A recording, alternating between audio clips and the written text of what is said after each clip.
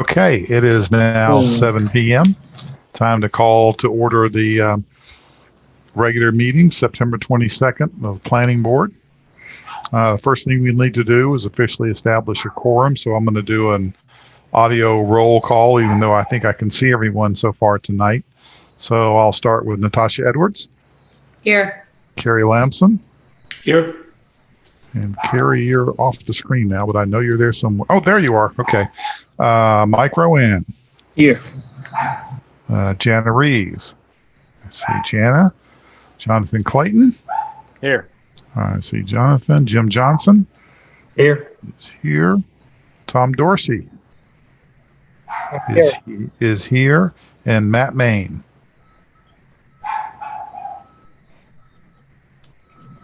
Matt is not with us. Okay. And Mr. Craig Bowie is here in his usual position. And Craig, it looks like you must be using a phone and it's sitting well below you. You're kind of all out of proportion, but not a big deal. Okay. So we have established a quorum. First order of business is to review and approve the minutes of the August 25th meeting. Does anyone have any comments or questions about the minutes? Okay. Since there are no questions, do I have a motion? I'll make a motion to approve the minutes from the last meeting. A second? I'll second. Okay. We have a motion from Natasha Edwards, a second from Jana Reeve. I'll do an audible roll call again. Natasha? Approve. Carrie? Approve. Jim? Approved. Mike? Approve. Jana? Approve. Jonathan? Approve.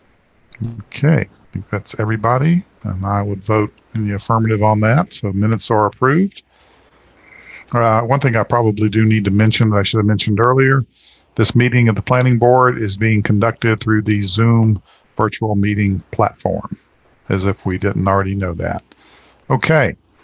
The first order of business for tonight is rezoning application 2020-715, Williams Business Properties, LLC, change from R15 to R12 MFCD at 1700 Weddington Road. Rob, are you taking this one? I'm actually going to defer to Jay this time, if that's all right, Jay. Okay. Yeah, so a couple of items. I'll just speak for a moment. I know that I wrote a rather lengthy memo for you all for your packet this past week. I gather you've had a chance to read that and seen the recommendation from staff that the density be greatly reduced here. And I hope that you understand the reasoning. We're looking for a solution here. We think this is a worthwhile project for the town to consider. However, we do want to take into account the numerous concerns over traffic and density and congestion that were voiced at the public hearing, as well as on our website. I think we've got over 70 pages of input about the project under public comment on the website today. This afternoon, we did receive an updated proposal from the applicant, and I'll just briefly summarize. They have reduced the density. I believe it's under 100 units now, maybe 98, John. I'm going to turn it over to them in just a moment and let them summarize kind of their thought process. But just on the surface of it, this was the first I'd seen of this around 2 or 3 o'clock when it came in, and we do appreciate that the applicant has seen fit to consider the changes that staff has proposed. Now, for your board's consideration this evening, they do have a concept plan for the site plan. It's not been fully ironed out. Obviously, it's only been a week since the public hearing, but they've done a lot in a relatively short time to give you an idea of what the site could look like at this lower density. So, obviously, I'm not going anywhere on the call, but I'll be happy to field any questions you have at this time before we turn it over to the applicant. And then, Shayna, do you have the presentation queued up, or do I need to pull that up while everybody's getting ready? I do not. If you could cue it, that would be awesome. Or John, do you want to screen share? Is that easier so you can control your slides, or how do you want me to do it? Yeah. Let me. Can you bear with me 1 second? I think I've got it on my laptop. Hold on 1 second. Yeah. I apologize. Jay, can I ask one question while John is queuing it up? Did we ever get any information about impact to schools? I know it's only been, like you said, a week. We did. There's a school report that came in, and I know the first thing Shayna said to me, she said the schools aren't right because it's, I think it's Providence Springs was one of the schools. But let me get that report for you. I can share whenever you're ready for me to. Okay, sure. And real quick, Jay, while we're doing that, I know I emailed you. I do live in proximity of this property. I don't think I'm too close, but I just wanted to let Craig to make the final decision on that. I'm right off of Chesney Glen, that neighborhood. And I think there might be a couple of other of us that are pretty close to the property, but I just wanted to make sure that was okay to be a voting member on this one. That's no problem. Before you share, John, I'm going to pull up we did post the school report. I think it came in a day or two after the hearing. We did post that to our website. So I'm going to share that data right now. So the last column here, just to walk you through, these are the projected additional students. So you can see, now this was also based on the larger project, which is now roughly 25% smaller in size. And it also it's much higher percentage townhome. And you can see their multiplier is a little bit different when they look at townhomes and multifamily. So they did do a breakdown for us, which we appreciate. But the schools are actually, two of the schools are not even in Matthews, Providence Springs and Providence. But you can see it would have been a total of about 37 additional students from Mass Right. We can ask for an updated report if you all think that would be helpful. But I think this gives us a general idea and lets you kind of see some of the overcrowding challenges at some of the schools. Personally, I think we could probably just use a percentage of reduction and still come in very close to what we need to know. I think that would be accurate. So having said that, I'll stop screen share when and again, you guys can go back and look at this on our website under pending zoning, where you access all the site plans. We have the traffic study and the school report there for future reference. You ready for me to go? Yeah, I hear silence, so. Okay. Can y'all see my screen? Okay. Well, thank y'all so much, Mr. Chairman and members of the Planning Board. Jay and Rob and Shayna, we appreciate your time and your consideration of this rezoning application. This is going to be quick because we're really going to focus on the changes and maybe provide a little more information on the traffic study, because I'm not sure that as much information as might be necessary was provided. But in any event, the team tonight on the call with me, in case there are any questions, are Jack Levison of Lat Purser, Colin Brock of Block Design, who you know, Dylan Turner with Kimley Horn and Associates. Dylan and Kimley Horn prepared and submitted the traffic study. We know where the site is. I won't belabor the point. We've got an aerial photograph here if we need to refer to it during any questions or comments. The rezoning request is to rezone the property from R15 to R12 MFCD to accommodate a for-lease residential community comprised of a mixture of multifamily flat style and one family attached townhome style dwelling units. So the plan that was shared with the town board, the planning board, the planning staff, and the community on September 14th would allow up to 131 total dwelling units on the site. A minimum of 37 of those 131 dwelling units would be required to be the townhome style. And the overall density was 7.79 units per acre. And then this was the plan that was shared with you at the public hearing. The larger buildings, there were 5 flat style buildings, 3 along the street frontages. So 1, 2, 3, 4, and this is one as well, 5. So there were 5 buildings that contained the flat style multifamily dwelling units. And once again, 3 of them were on the site's frontages on the public roads. And then the smaller buildings are obviously the townhome style units. The revised rezoning plan, once again, would allow for a mixture of flat style and townhome dwelling units. However, the maximum number of the total dwelling units, the maximum would be 98 dwelling units, and a minimum of 60 of those 98 dwelling units would be required to be townhome style dwelling units, and that would result in an overall density of 5.82 units per acre. So to do the math, the total number of dwelling units has been reduced by 33 from 139 to 98. The overall density has been reduced by 1.79 dwelling units down to 5.82 dwelling units per acre. The minimum number of townhome style dwelling units has been increased by 23 from 37 to 60. And then the percentage of townhome units is now 61% of the total dwelling units. That's compared to 28% under the September 14 rezoning plan. However, the same architectural design quality, the same style is preserved in this revised plan. This is the revised plan. As Jay said, this is hot off the presses. It wouldn't be suitable for submitting to the town yet, but we wanted to get something before you. And the thing that jumps out to me, at least from this plan, is there's only one flat style building, and it's the shaded building, the larger building to the rear of the site. And there are no flat style buildings along the public street frontages. All of these are the townhome style buildings.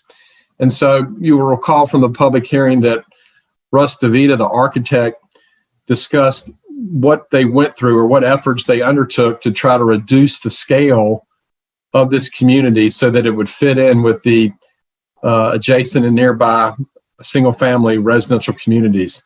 So the revised plan is either a further reduction in that scale, and hopefully you will agree that it makes it even more compatible with the adjoining and nearby single-family residential communities.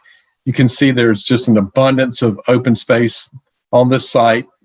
So the site is really, really well buffered from the single-family community to the north. But the rest of the change, the bones of the plan are essentially the same, other than the changes that I mentioned. Colin Brock is once again online, and if you want Colin to dive into some of the details of the revised plan, or if you have any questions, then Colin is available to answer those questions. You've seen these. I won't belabor these. We're happy to answer questions about them. These are the townhome style dwelling units. This is the design of those units.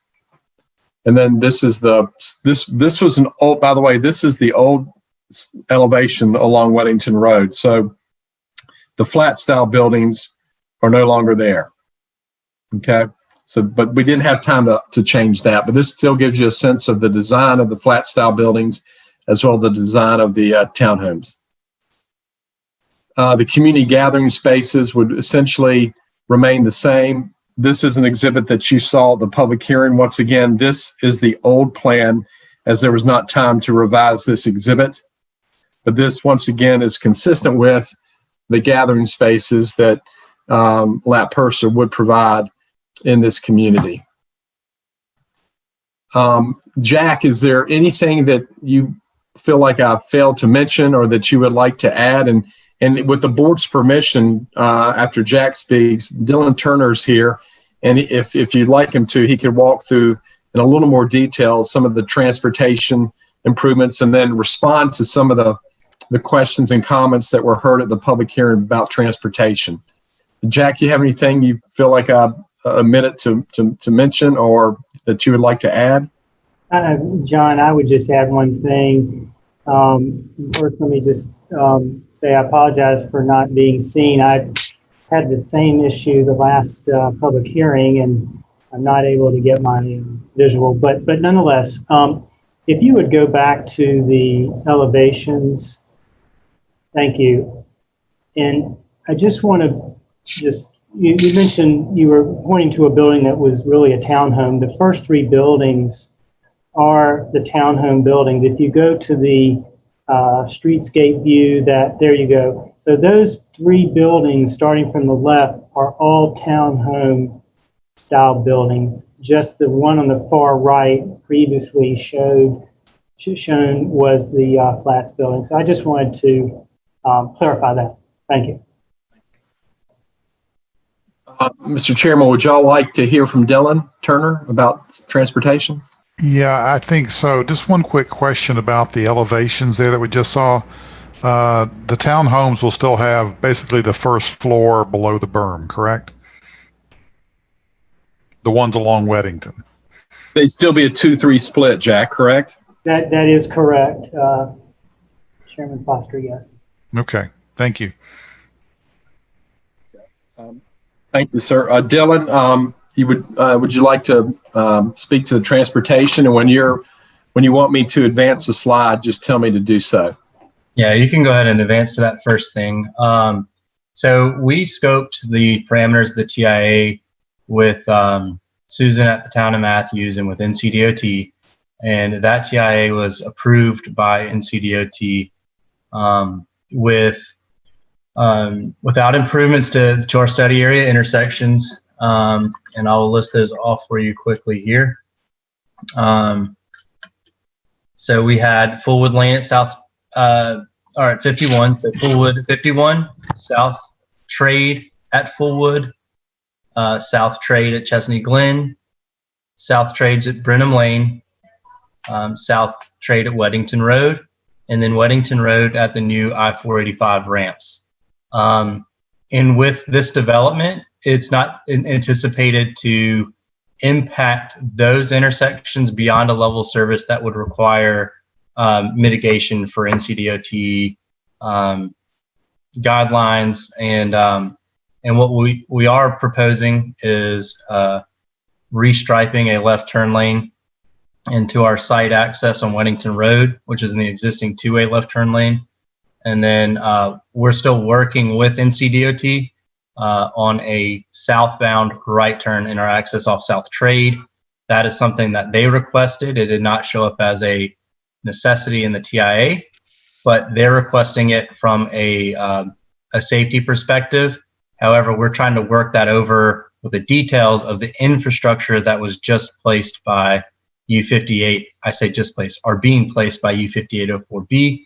So we're working with them diligently on that. Can you actually go back a slide there, John? All right.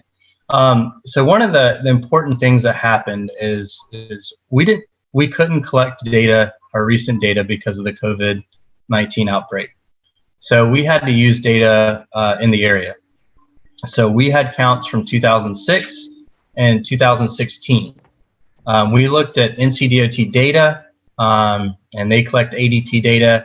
And from 2006 to 2016, there was a negative 0.9% growth in the area. And we felt like that didn't line up correctly. So to counteract that negative growth, we assumed a positive 0.5% growth in the area.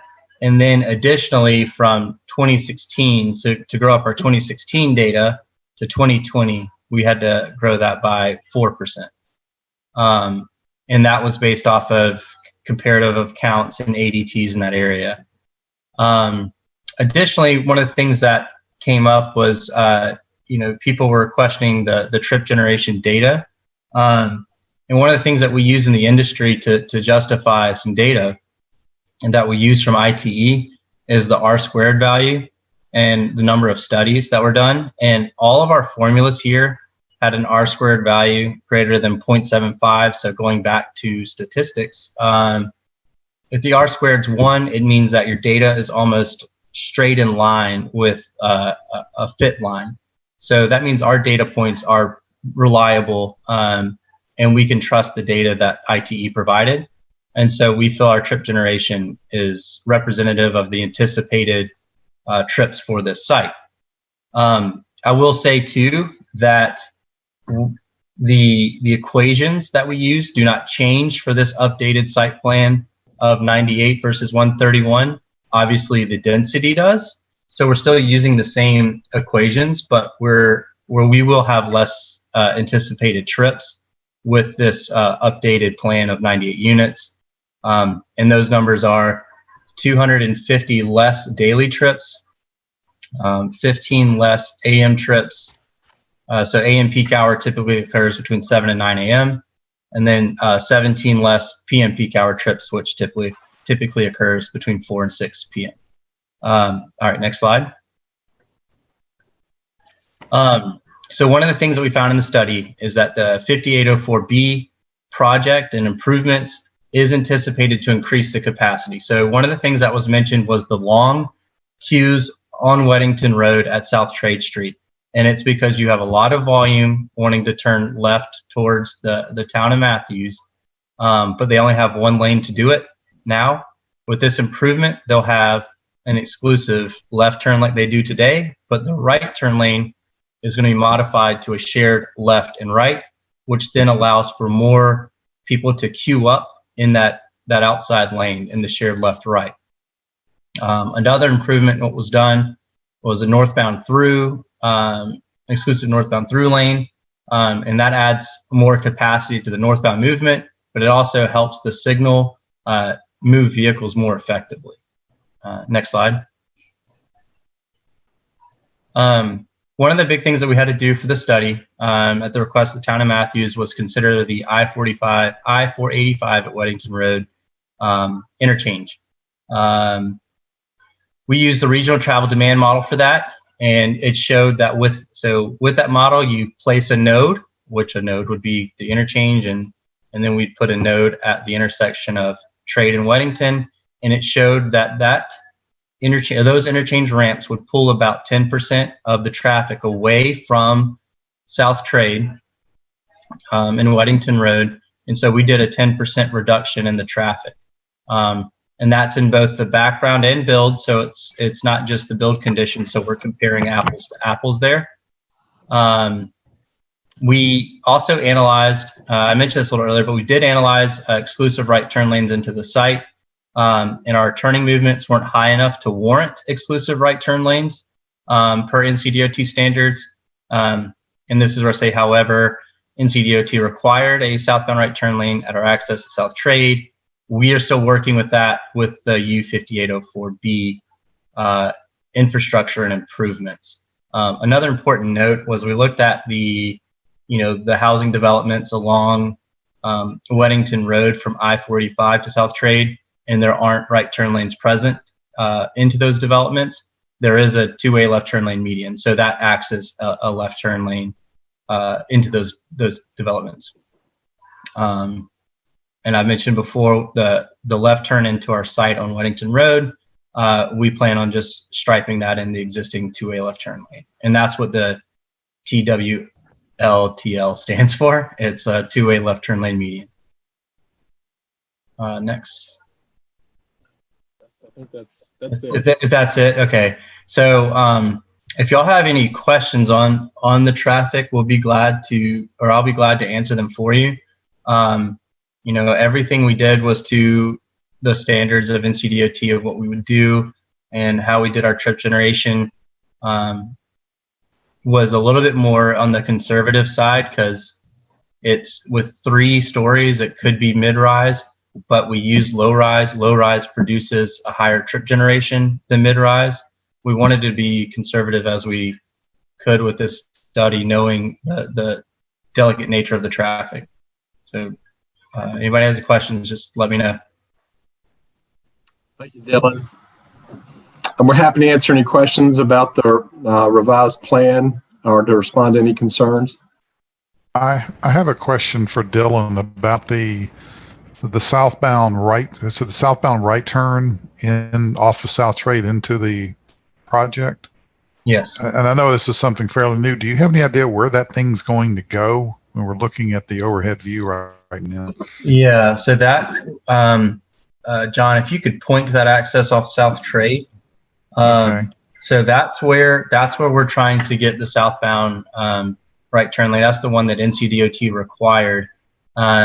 However, they just placed quite a bit of infrastructure there, water lines, guardrail, overhead lines, and we're working with them to try to figure out what we can actually do without tearing up what they just put down, because we understand that project has been taking quite a while, and we don't want to remove the cones to go place them right back down on the road. I don't think the residents want that. I don't think that y'all want that. So that's what we're working with them on. Yeah, and that's really why I was asking the question. It seemed like there's so much going on up there, right where that entrance is showing. Mm-hmm. We've got a question from Carrie Lamson. I've got a couple of questions about the transportation study as well for Dylan, if it's okay, Mike. Sure. Dylan, I'm still having difficulties being comfortable with the data in this process, and there are a couple of reasons, and maybe you can help. You know, we've been sitting on the planning board now since 2016, and over that time, we've approved probably about 500 residences within a couple of miles of this particular property, both up Fullwood, up Trade, in town. We also have Plantation Estates, which has got 400 independent units and 200 what we'll call assisted living facilities that are going to continue to grow and create traffic in this area. That would be, in my mind, difficult to model. Second, at the intersection up at McKee and Weddington is the Brace Family YMCA, which I was using before all of this. They've got 8,000 families that are members, 20,000 members in total. They average about 3,000 visits a day, plus the programs that are outdoors for basketball, soccer, etc. And on the other boundary of the property, there's the Mara Ball Fields. Again, about 2,500 kids and their families participate like 9 months out of the year on those fields playing baseball. So we've got a lot of traffic that's generated not necessarily during simply peak or AM or PM hours from that process. And so I'm trying to just understand why 4% growth for 16 through current is a reasonable growth rate. We did a study on housing back at the end of 2017. We had data presented to us from the UNC Carolina demographics organization that indicated that we'd grown 18% over the period from 2010 to 2017. We were the sixth fastest growing town in the state. And that even in 2017, she was this is Dr. Tippett, was projecting we grew 9% in 1 year. So is it possible that we might be able to look at the sensitivity of these results by asking that you use something greater than 4%, that you don't use a 10% reduction for the interchange that is right next to the Y? What would happen to the numbers? How close are we, I guess, is what I'm trying to ask, to failing an intersection if these factors were 10% higher than what you were estimating or 15% higher? Is there some way you could help me with getting comfortable that while you've taken a conservative approach, it is relatively conservative, and that if we saw a 25% difference in data, that it still would not impact the traffic results of the study?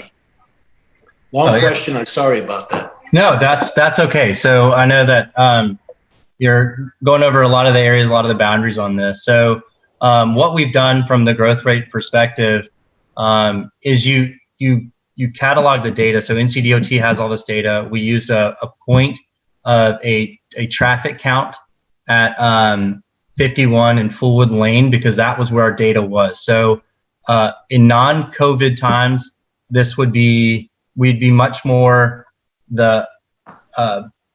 leaning on the traffic counts, but we had to grow some of these intersections by a compounded growth of 16%. And once you look at 0.5% to the 10th power, so that's 0.5% over 10 years. And then you take that number and grow that by 4% for 4 years, you get quite a big growth in the actual numbers that we did. So you compound that over and you get closer to those growth percentages that you're talking about. So now while 9% in 1 year, that was not captured from the data that we had.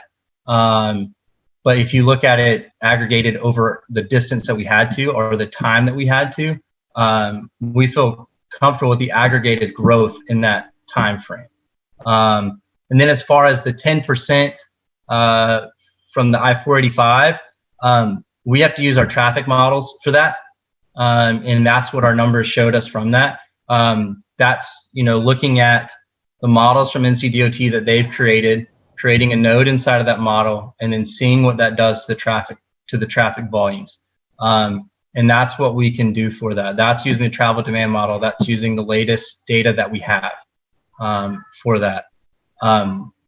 Does that answer your question? Does that make you feel a little bit more comfortable? Well, the challenge is always perception, right? I drive that route now. It doesn't make any difference. But I guess I just want to make sure that we're not on the edge of failing that intersection, for example, at a G or F level, if for whatever reason these models are off at the end of 2023, it's too late to make a decision about this community. So I'm trying to gauge just how much flexibility or how much of a difference it would make to any of these. If they only went down one marker from D to E or from E to F, well, if it hits F, we've got different issues. So I understand the modeling. I understand taking minus 10% away from the traffic flow, but what if you didn't? Okay, what would have happened to the intersections that you're hitting, which is both Trade and Weddington? And in this case, I guess we would say Pleasant Plains and, Trade, go in the opposite directions. Do you understand? I'm just trying to see, is there a... I understand that question, and we don't have that answer from the data that we've done. So from the compiled data, we're looking at, with the improvements at South Trade at Weddington Road, at a level service C. C is a very good operation. That's projected operations based off of that.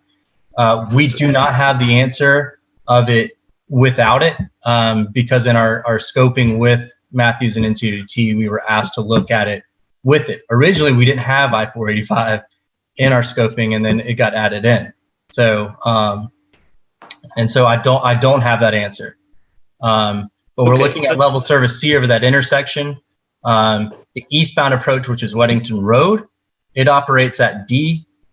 D is still acceptable it's mostly acceptable or considered acceptable in peak hours.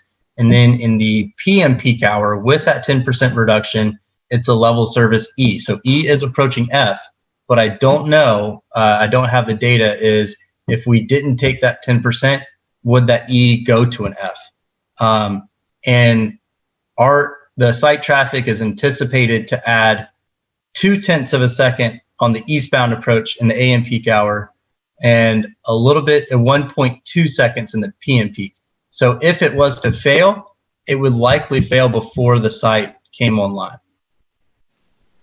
Because I appreciate it. Thank you. Certainly after we have to make an approval or recommendation about the community.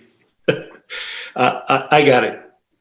Let me ask one other question, if I may, transportation related. Is there any opportunity, and this may not be Dylan, Mr. Carmichael, is there any opportunity to be able to connect the community without going out Weddington, to go up and try and tie in northwest of that property, trying to tie into where the ball fields are, either running parallel in some way to the Trade and then connecting such that you'd be able to use the light at where the Mara ballpark is? Whether you have to bridge across the creek internally, I just wondered if there was any way or anyone that would have looked at how you might have done the same thing that we did off of Chafin Lane for the community back there. Mr. Lance, are you saying something? Where is that light? Yes. Up here? Yes, that's right. That's correct. So that area ties into the light at the ball field and comes out at Trade there, so you can go right and left. The lights at Chesney Glen.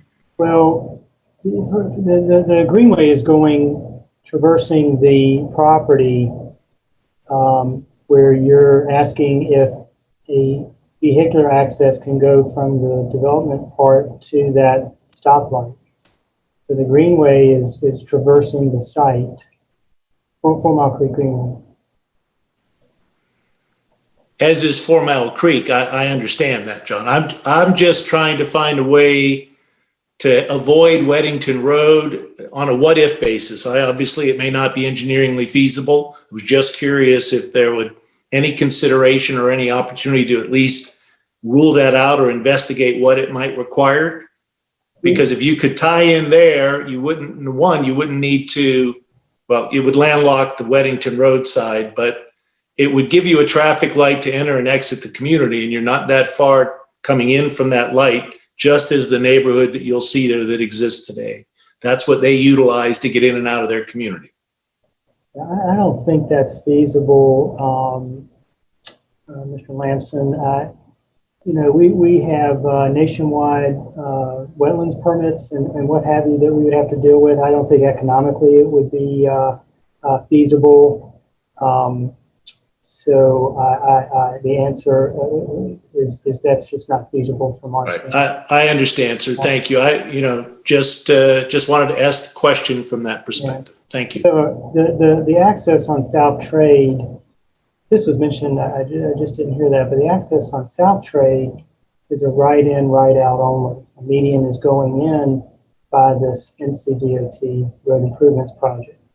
And then the access on Weddington, which is what you're asking about, and Colin or Dylan, you can correct me if I'm wrong, but where the access is positioned approximately or more than 800 feet from the stoplight, is that correct?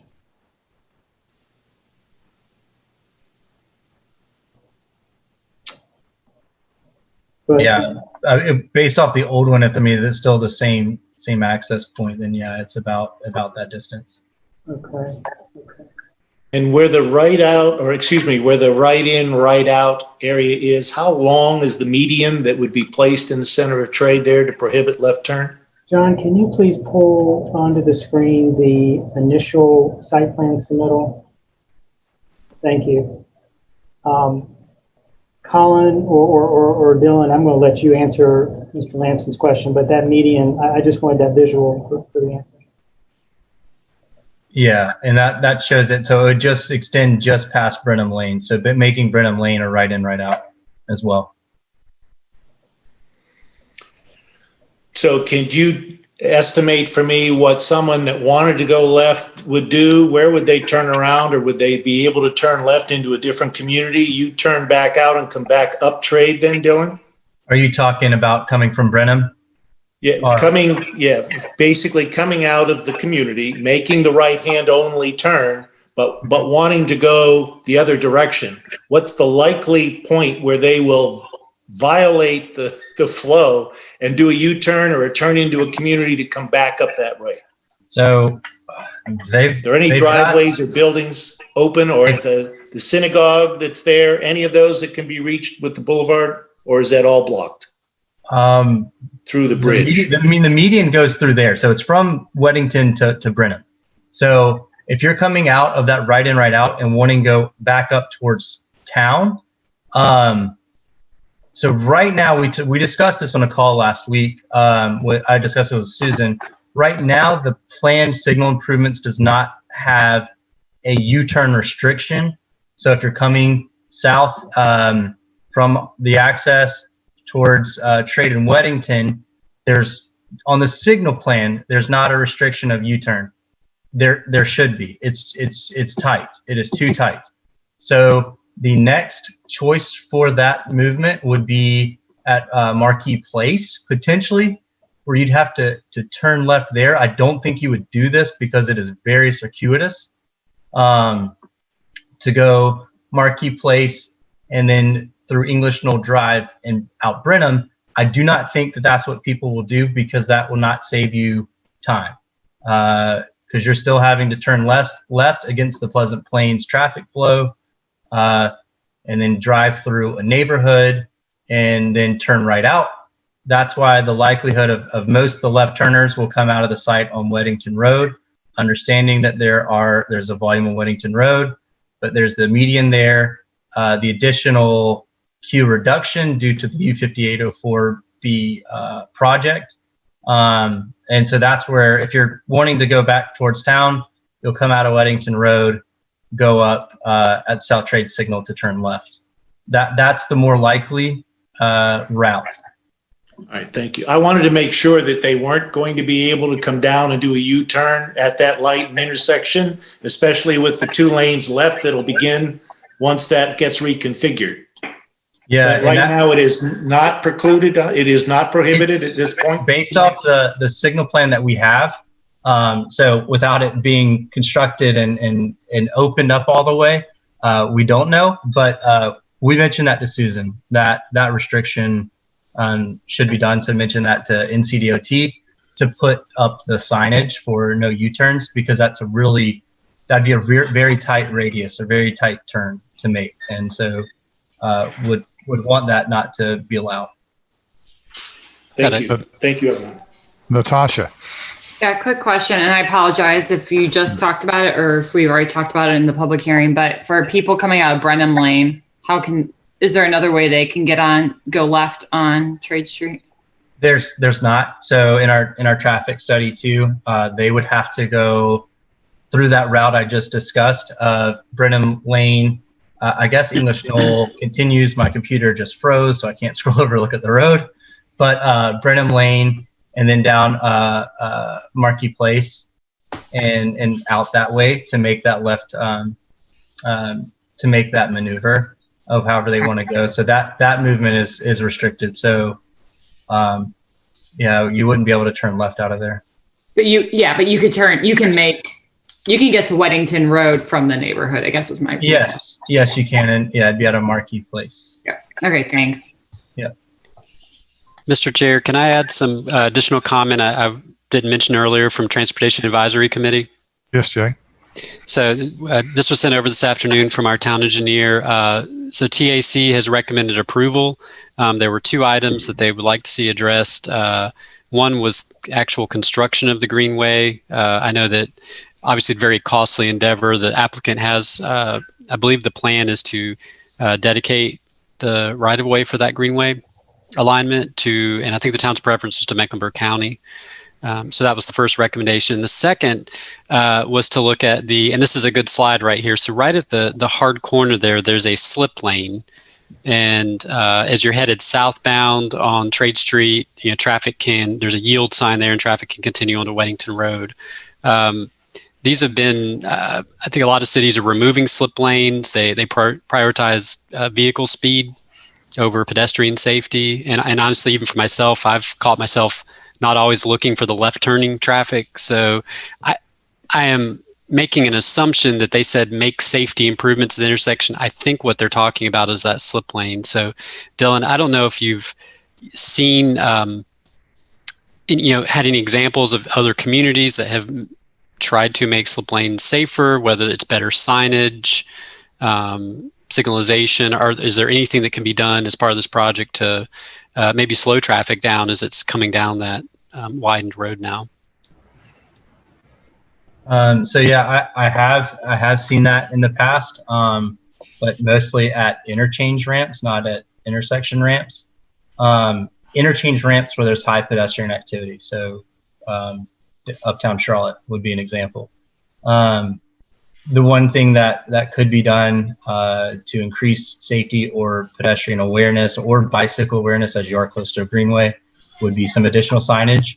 I would think from operations of the signal, you would not want to remove the slip lane because in that slip lane you're able to keep a rolling queue of vehicles, thus reducing the impact on South Trade.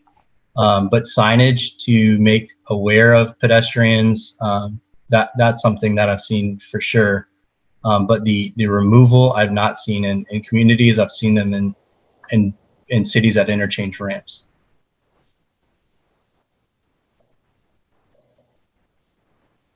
And hopefully the path that will eventually go under the new bridge will take some of that pedestrian traffic away from that intersection too. I got a quick comment. This is Jim Johnson. As far as that intersection, I walked down there the other day and it's really not good. And I think we're kind of looking at the same situation that we had just up the street at Fullwood. When a pedestrian actually hits the actual pedestrian crossing, it does stop that slip lane. They have no turn on red. They stop the traffic up there. It's not perfect because there's 2 lanes and you always have to make eye contact because you don't want to just walk in front of somebody. But that particular intersection is going to be a bigger problem once we get done with this. And I didn't even feel comfortable walking across it the other day. I actually went up, where the construction was and just jumped across the street. So I do think that particular intersection, especially when all this is done, is a problem, and it needs to be addressed. And it's not really on this community to do it, but I do think they're going to be putting that nice big sidewalk all around there, and there might be some improvements that they could make off-site to help or alleviate some of that. But that intersection is a problem. May I ask, what is the definition of a slip lane? Yeah, so slip lane, we sometimes call it a channelized right. So usually it's, let's see, John, do you still have control of the screen? Let's see. All right. Yeah. Okay. Yeah. Go back to that picture. As we're going to go from there. Actually, this will work too. But that raised concrete median right there for the southbound right turn lane, that creates a channelized or a slip lane. That's what that is. Instead of not being curved or kind of straight and parallel with the road as a right turn lane would be, that's what a channelized or a slip lane is.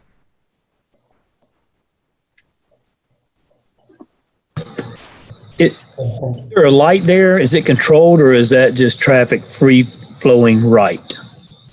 It's a yielded right. I do not believe that there is a sign there, and on the signal plan there wasn't a pedestrian sign or signal like planned for the slip lane itself. But once you get into the raised concrete median, there will likely be a signal head, if not one already there today. Yeah, I think there is. Yeah.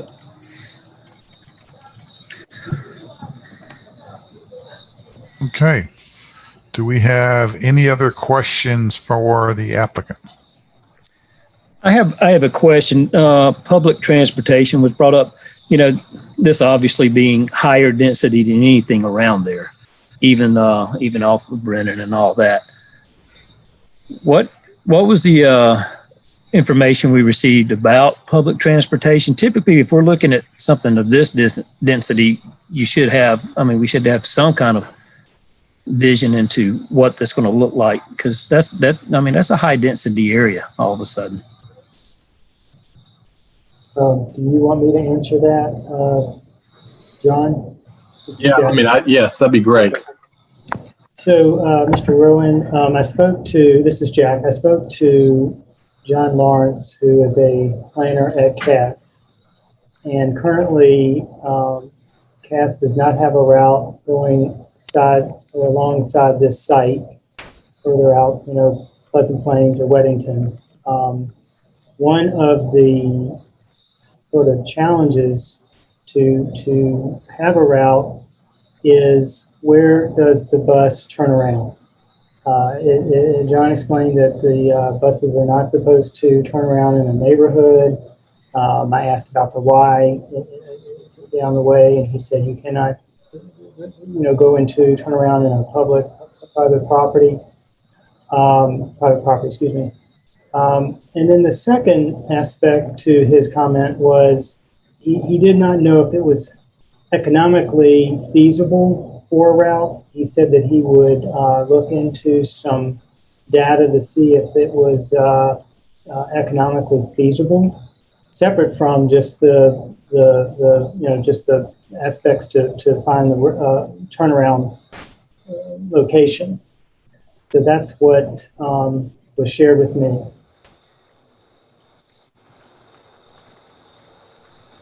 Jim, you had a question?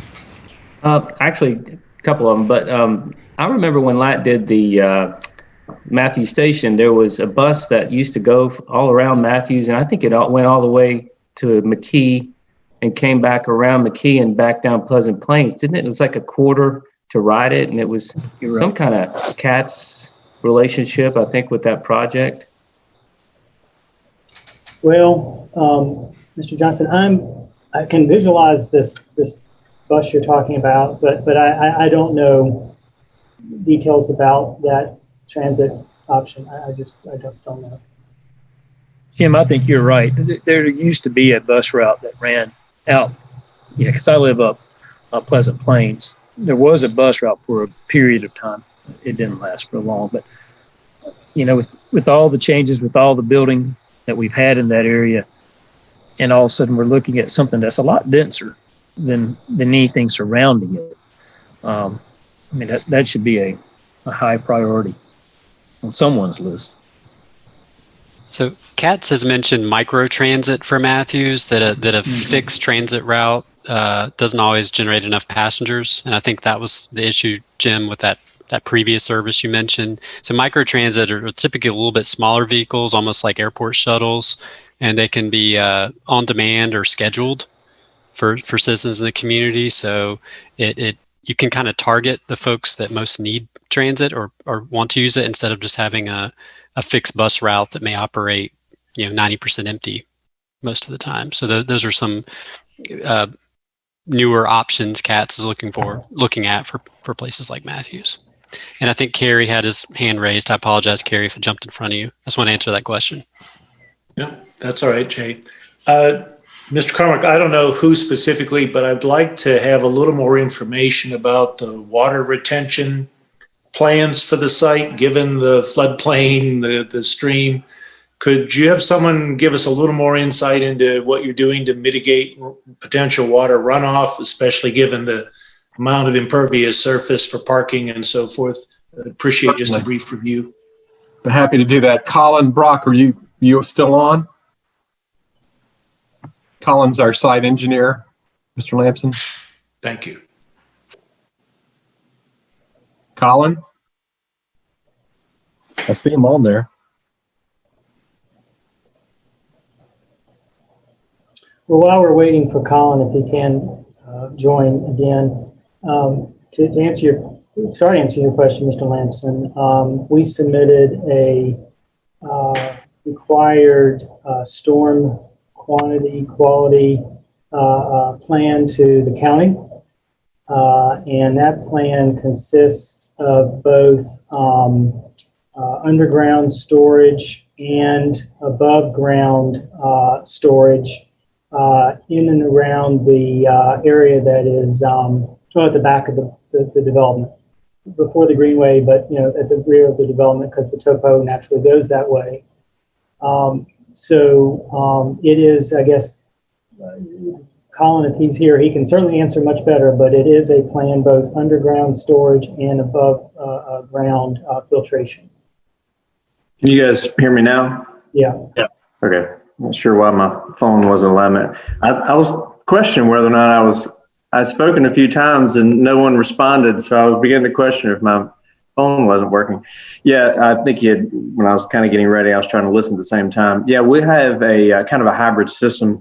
So the county allows us to do the water quality component within the floodplain. It's one of the few things you can do in a floodplain. However, it's somewhat restrictive. One of them is basically a constructed wetlands. It's man-made wetlands designed to mimic a natural wetland habitat. It does have some volume built into it, so there is some peak volume control, but most of our stormwater volume for detention will be in an underground system underneath the parking lot areas in between the two buildings at the lowest part of the site near the back part. The existing pond will not be used as a stormwater management just from the overall cost and the mitigation. So it's basically a wetland as it is currently right now, more than a pond in terms of how it operates. So, and it was deemed jurisdictional. So from an overall site cost standpoint, it makes the most sense to create a new jurisdictional wetlands as indicated on the original rezoning application. Colin, is this a 100-year floodplain, 50-year floodplain? What? It's a 100-year floodplain. 100-year. And I recall there were several public comments or concerns about 4 Mile Creek and having it flooding, not in this particular property area, but either obviously downstream from a lot of these areas just because of the way gravity flows. Are there going to be things that you're doing in this property that could help improve that type of situation, given the amount of retention and other activities that you're producing for this acreage? Yeah, so basically the way stormwater design works is you can't release water from your impervious area in any rate greater than what's there today, or actually not even what's there today, but actually as if it was kind of natural woodland, natural areas if nothing was untouched. So what happens with the detention, that there's devices inside the detention system that slow releases the water into the constructed wetland. The wetland basically settles that water and cleans it using mostly vegetative processes, just natural vegetative processes. Plants have the ability to break down different types of things, oils, things like that, and also brings the total suspended solids, which is for all intents and purposes silt. So we have to measure it against, I think it's 85% TSS, so total suspended solids. So to answer your question, yeah, will it help? Probably. But the design intent basically is basically to release that water at no slower rate than if it was all completely wooded, which includes, when you think about a wooded state, there's an undergrowth there that absorbs that water. So that calculation is factored in. So when I say does it help? Yes, to a degree, because right now it's mostly kind of a farmland grass. So the quantity is a little bit different in terms of how we calculate that. Great. Thank you very much.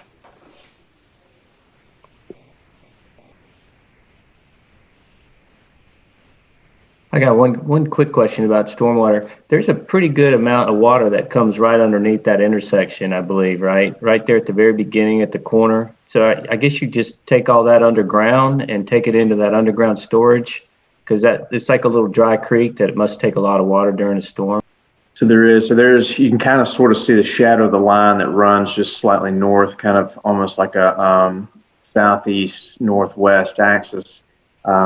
So what would happen there is we would have to pipe that area through, and so what we would have to apply for is an individual permit with the Corps of Engineer.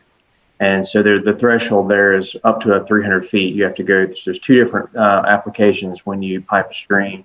If you're under 300, you can go to a nationwide permit. If you're over 300, you have to go through an individual permit, which is a much lengthier process. It takes a little bit more time, a little bit more coordination with the Corps.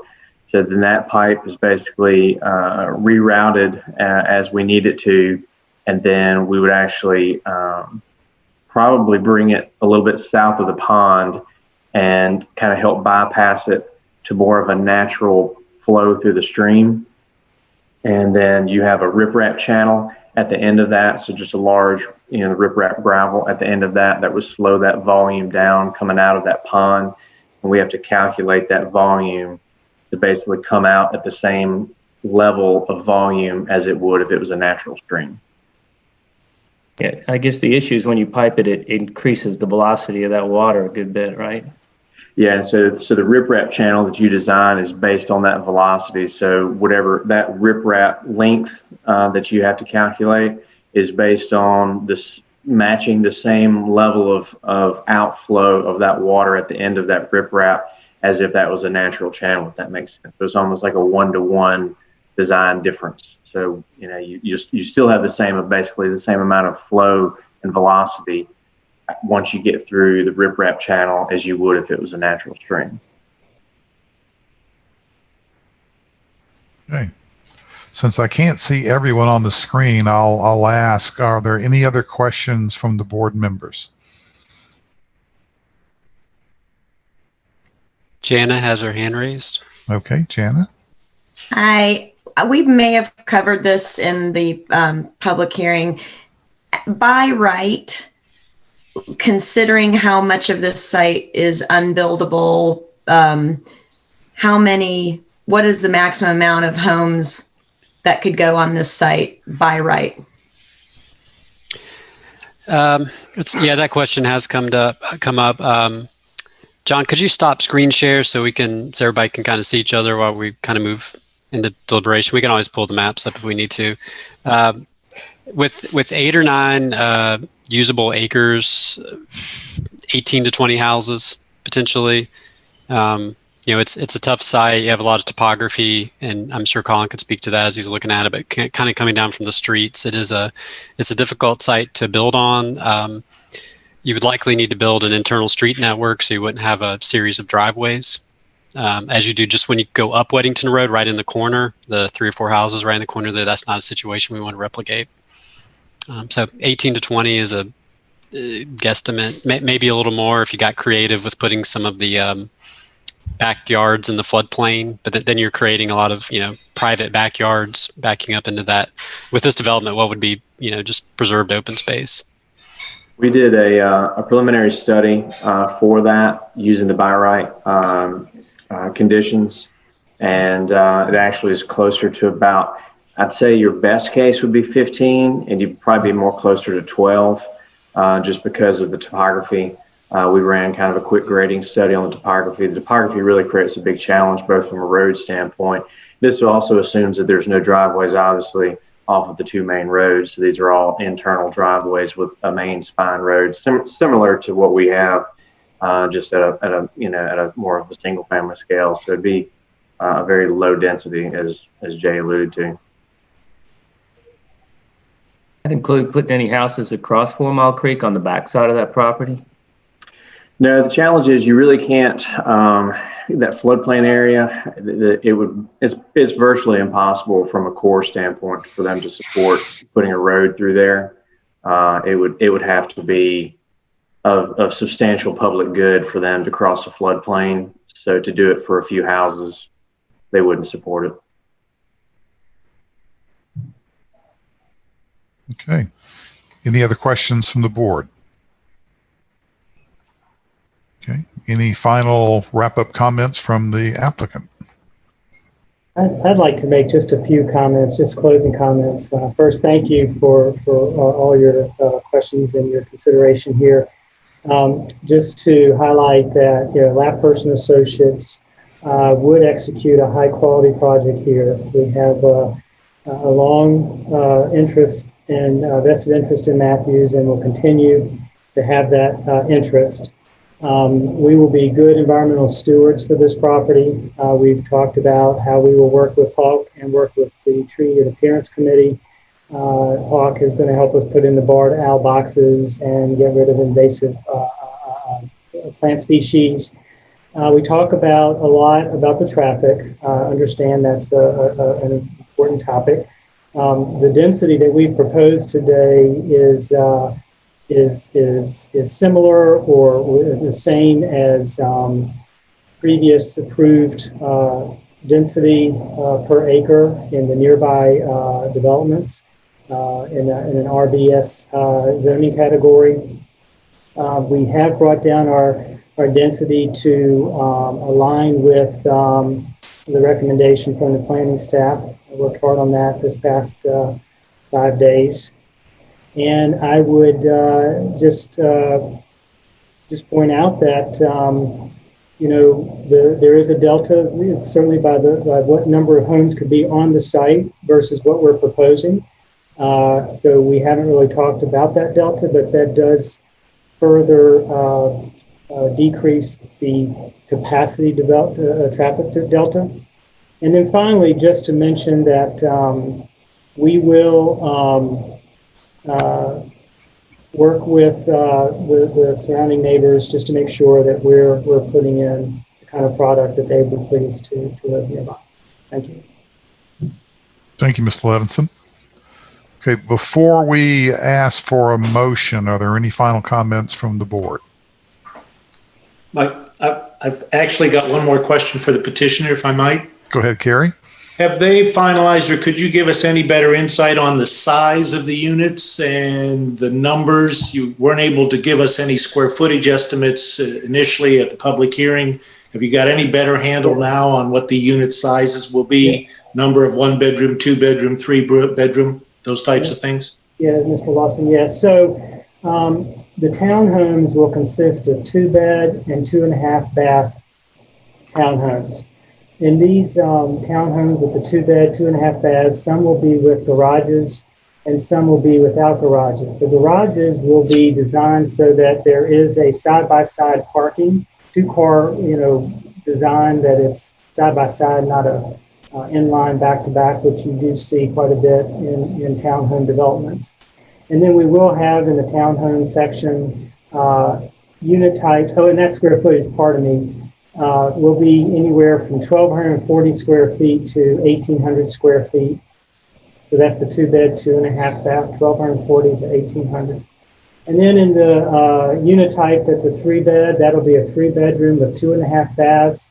Again, some with garages, some without garages.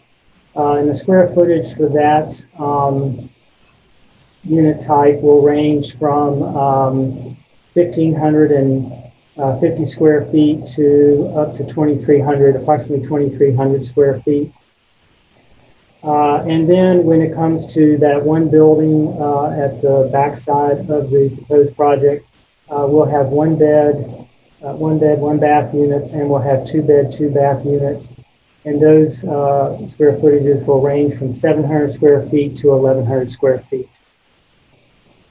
Okay, thank you. I think that a rental community like this is something that we would benefit from. We've talked about trying to get housing that's affordable for a class of citizens that make in the $45,000 to $50,000 range, that's walkable to town. This has a lot of appealing elements to it. I can only be hopeful that, when you look at what the market pricing are, that you could keep in mind that we've got a variety of town employees that perhaps don't make the median incomes, but they make, an acceptable income, but could use 2-bedroom, 2-bath types of places. But right now, the condition in Matthews, we did a study. We have the majority of our renters are cost burdened. They're paying more than 30% of their income on rent and housing expense. So anything that can be done to add additional units close to town is a positive from my perspective. And again, obviously, the quality and the ability to have the amenities that are listed are a value. So, yeah, and I appreciate those points, Mr. Lansing. There are folks that do find it a benefit to live in a community that's professionally managed and is amenitized, and so we offer that. So appreciate your points. Thank you. Yes, sir. Okay, Jonathan. Hey, do we have an idea about pricing and possible cost for rentals, or if they're buying these? Do we have any idea or what to expect out of this? Yes, and I'm sorry, I just didn't hear the first part of your question. Could you? Do we know about how much maybe the market rate is for these areas? What you guys kind of envision? Yes. Is that not appropriate? Yeah, Mr. Clayton. So the range on the rents are going to be anywhere from $1,150 up to $2,800, give or take, approximately. Okay, thanks. Thank you. Okay. Any other questions, comments from the board? Jana. Just a comment. As you heard, that rent is certainly not what I would call affordable. That's twice as much as my mortgage. We're talking about increasing the density of this area by about 85 homes. I can't, after listening for 3 hours to that commissioners meeting and being here as a representative of the town, I can't vote for the density. So just putting that out there.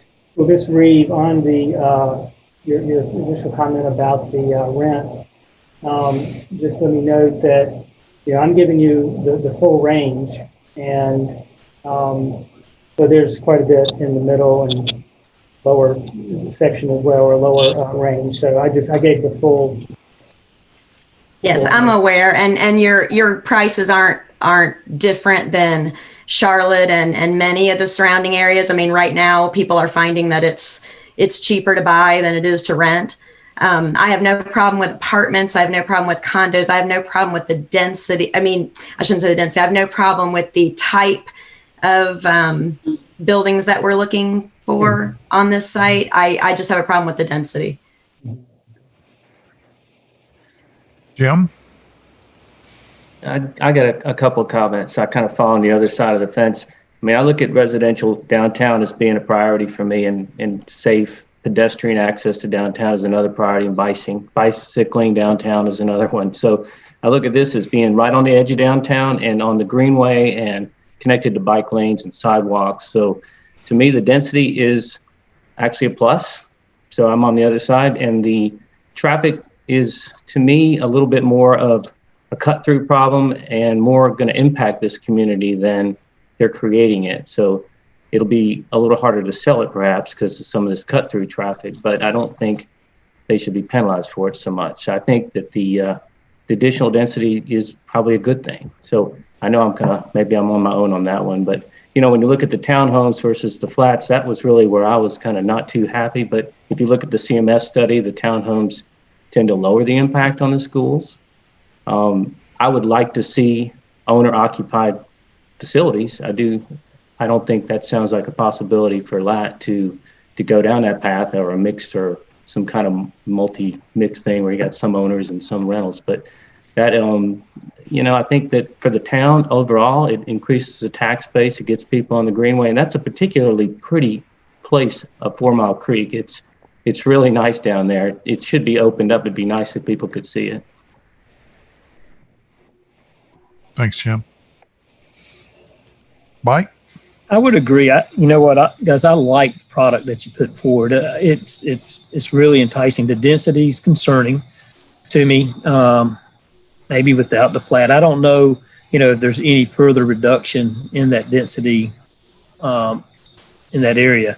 The traffic is a problem, but I do like the connectivity. I agree with Jim that could be a very, very big benefit.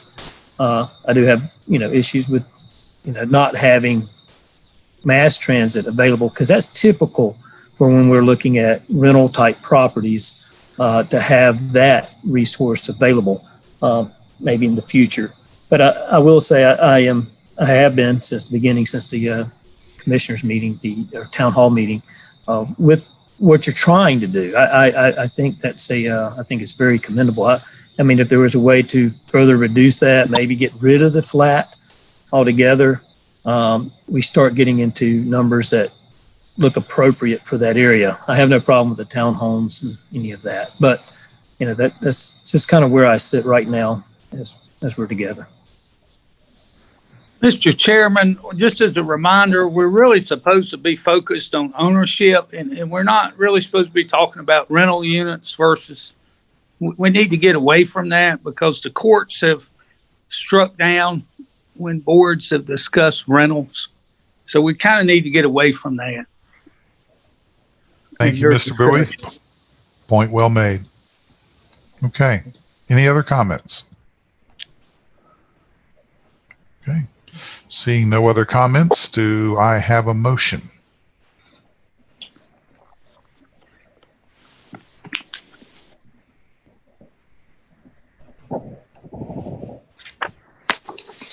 Motion can be for recommendation of approval or recommendation of denial.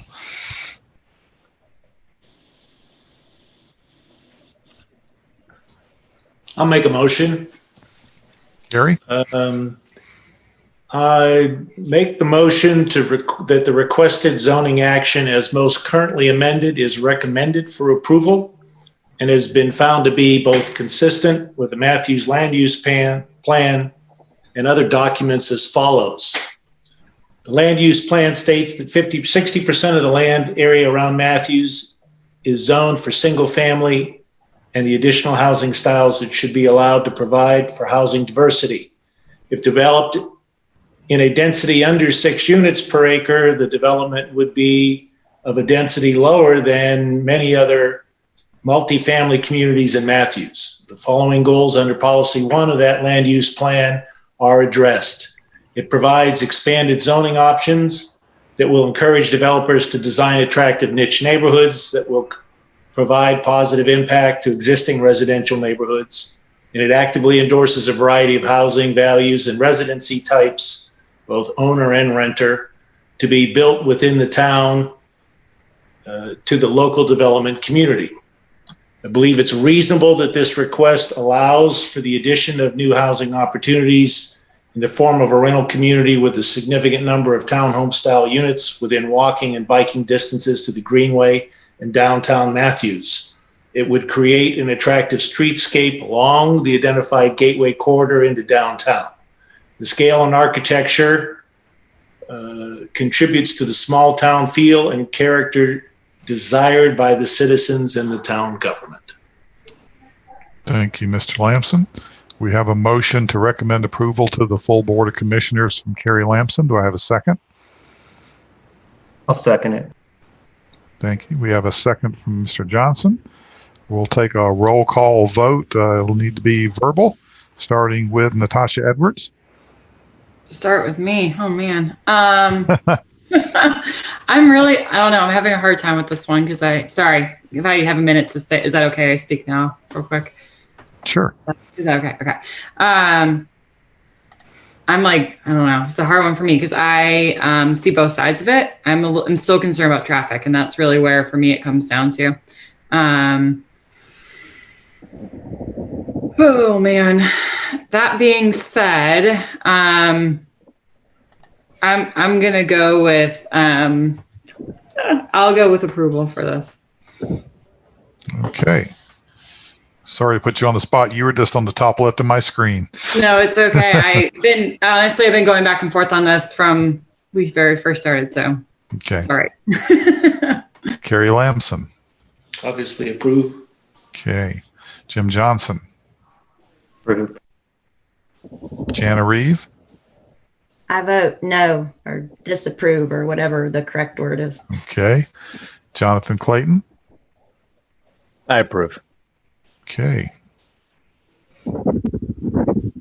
And we've got Jim and Mike Rowan. I disapprove. No. Okay.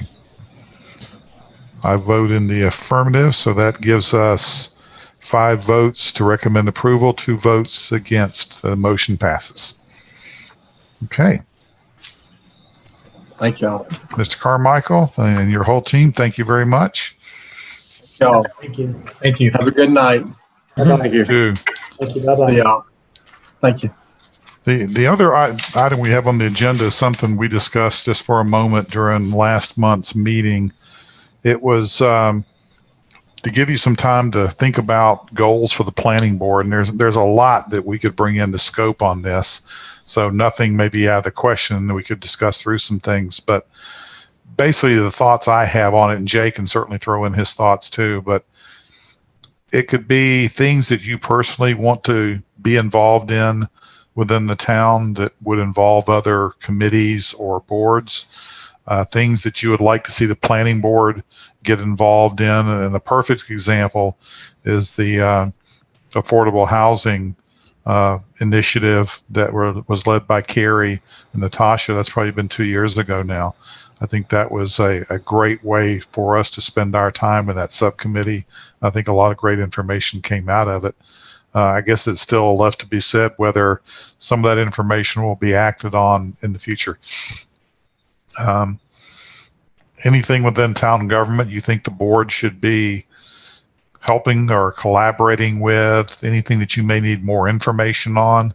One of the things that's come up in the past a couple of times is communication between boards and committees, because in reality, we don't really communicate to other boards within the town.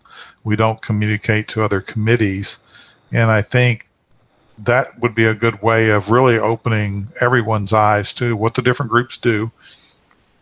Because I think a lot of us kind of wonder what the Board of Adjustment really does. Something a little bit different from all the other boards. Anything like that that's on your mind, and I'll open up the floor right now. Jay, you might want to throw in any comments that you have first. Yeah, so I would also offer if there's anything about our process that you would like to see tweaked, we're always open to suggestions. I mean, do you feel like data delivery is working for you? Do you feel like you have information in a timely manner? I know our public hearing and planning board were compressed this month, and there wasn't much we could do about that. But I encourage you during the public hearings, please speak up. I know normally we would try to pass the mic around in person. We won't be doing that for a while. And then on our radar, we had been discussing an area plan out at Idlewild and 485. There's about 100 acres there that we've seen a lot of strong development interest in. We're also on a parallel course trying to convince the board to fund a comprehensive plan. And that is a huge undertaking, probably 12 to 18 months, and really is going to set that vision. It's a replacement of our current land use plan. So we're probably not going to start that area plan at the same time. It would be kind of redundant to do.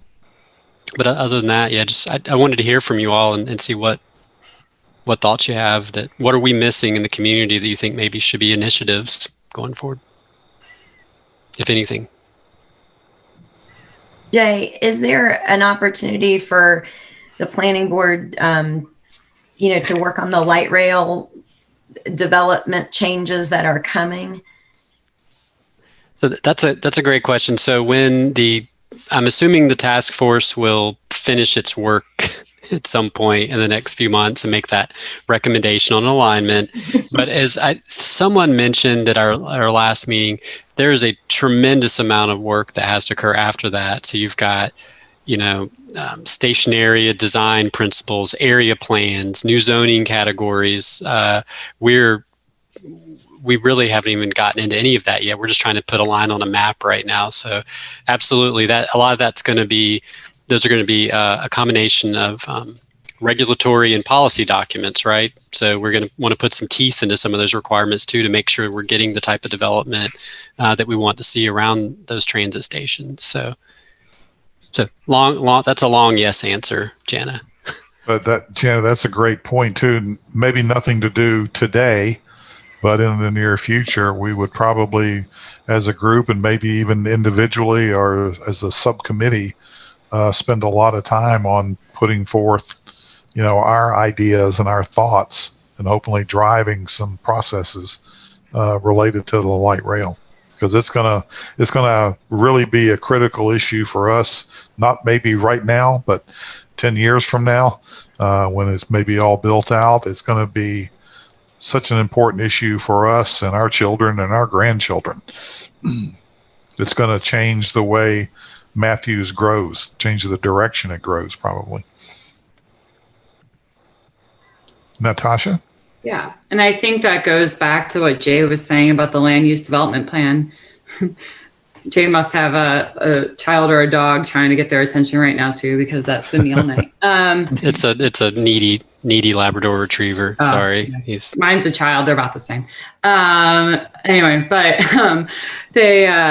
yeah, no, I think they kind of go hand in hand. So I know once, and I probably should know this more than I do, but once, the Silver Line Task Force makes their recommendation, how long after that do we know when the town commissioners will make a decision on that? Like what, I guess I know we make a recommendation as the Silver Line Task Force, and then when do the commissioners need to make their final? I seem to recall it was like the next week. It was like right after we make it. Yeah.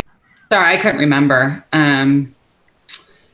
I think, but that goes very much hand in hand with that land use development plan that Jay was just mentioning, because that will, I think, if that's starting to get developed, 12 months, it takes 12, 18 months, but that would definitely relate back to that Silver Line and starting to be a catalyst for what gets developed in those areas and how we might want to rezone or, change the land use for those areas. So I think that's I think that's all very relevant and vital things that we need to look at. And that both encompasses short-term and long-term planning. Mm-hmm. For sure. Yeah, I recall that CATS may not be making their formal recommendation until March, so they're going to continue to evaluate these generally two alignments we have coming through Matthews and throughout the corridor. So it may make sense that there's some delay before our board makes a final recommendation based on the task force recommendation. That may even need to be pushed out a little bit. I know for those of you that are on the task force. And CAT's timeline has shifted. It's slipped a tiny bit as they've gotten into further design detail. That's one piece of it, though, because when we're looking at that whole transportation, that's what we spent a large part of tonight speaking to and about.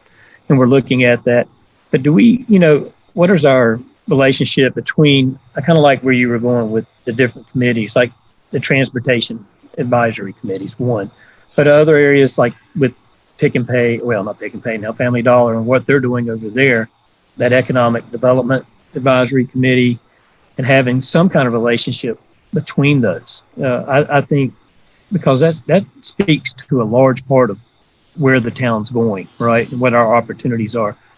And I think those things should be always brought under advisement as we make decisions. Yeah, so the example, and I'm sorry I slipped that in halfway through the meeting, but just like the TAC committee, I know you may not even know some of the folks on there, but we try to get projects in front of various committees where it may have an impact on kind of what the work that they do. Mm-hmm. Parks and Rec Advisory occasionally. Exactly. EDAC did state probably 4 or 5 years ago that anything with a major economic impact they'd like to see. So if I'll give an example, let's say a piece of land's proposed for an industrial building and maybe there's some opposition around it. I think they wanted to look at it as well to kind of weigh the, to basically state their side from an economic development perspective and maybe not just a adjoining neighbor perspective. Mm-hmm. I would agree. Yeah, I think that so much of what we do can affect the other boards and committees and vice versa. Exactly. And we seem to be operating in a vacuum, and that makes me a little uncomfortable. Mm-hmm. Jim, as a business owner in town, any comments? I think you've lived here your entire life, right? We moved here 50 years ago. Close enough. Yeah, when we moved here, we had a drugstore, a grocery store, everything downtown. No, we don't. But, a totally segue, honestly. My passion's more the pedestrian, bicycle, downtown areas where I live, work, and play. And so if I were going to throw one little thing in there that we could possibly look at as a group or something is going through the UDO and looking at all the requirements for sidewalks and connectivity and I don't know, Craig would know better what you can put in a zoning as far as like what's required, right? Of course, you can always ask for stuff, but just to try to, because I walk to the post office and the sidewalk's not connected to the drop box. I got to walk out in the middle of the road. I walk to Harris Teeter and I got to walk through the grass. I mean, there's just lots of little stupid things that I see all the time walking around. And I'm like, seems to me we could have addressed that in the site plan. Yeah, and I think we're doing a pretty good job of trying to catch up on a lot of those in zoning applications these days, but there's obviously a lot of work to do to catch up on some of those areas that have been there for a while, because you see them, if you really think about it, as you're walking around town or even driving around town, you see all sorts of gaps everywhere. You either quality of sidewalk, no sidewalk, width of sidewalk, that in some cases are just annoying, in some cases can put people in danger. And I know we've used rezoning to get sidewalks built. So we end up with pieces that aren't there because those people aren't rezoning their land. So we're just kind of stuck with a hole there. But, maybe that's a whole different kettle of fish, I guess, who gets to pay up for all that. Jay, is that something that could be coordinated all with Public Works outside of zoning? So I really invite you all, it's lengthy, but when you can attend the annual planning conferences, there's a lot of great data shared. Last year, we have a sidewalk gap map so that Public Works, they know exactly where all these gaps are in town. It's just a matter of funding. I think we budget, I shouldn't throw a number out there. It's under $1 million, well under $1 million a year we budget for sidewalk construction. So we do projects, and I think they've got a rating system to look at, how often they're used or what the potential use would be. So you're not going to build it on an obscure dead end street. Sometimes DOT, sometimes it's a requirement that they're going to put one in, so we won't waste town money. We've gone after grants. We had $500,000 from the General Assembly a few years ago, and we're actively looking to finish a gap. You may be familiar with it. There's a gap on McKee Road right now between Windsor Run and in front of the little White House. Yeah, so we've got a little bit of funding left over. You know that one, Mike? I know that one. Yeah, so that's one gap that's very obvious that you've got over a mile of sidewalk there in that one gap. But let me just speak to Jim. You were talking about codifying some of these things, and some examples that I've heard recently. On Fullwood Lane, when the new signal went in for Plantation Estates, those are mast arms, which are generally more attractive than string lights. Some communities, I think Davidson will have a mast arm requirement for new signals. So that's an infrastructure requirement that you could potentially place in the UDO. Bus stop improvements. So CATS is working with Charlotte on their UDO rewrite for standards. So if there is a transit stop in front of a site, that there would be, a 10 by 10 pad or a shelter placed as part of that new development. So those are just two of like numerous, examples for ways that you could I think beef up the UDO and not make it an ask and make it more of a compulsory. Within reason. Craig, I don't know. Craig didn't say anything. I think most of those items are within reason on public improvements. You're muted, Craig. I mean, it's just a budget issue mainly, more than anything. Mm-hmm. Having the town have the funds to pay for it. I think I saw another hand up a second ago. Yeah, Tom and Carrie. Tom? So maybe adding on to what Jim mentioned, sidewalks. What about crosswalks?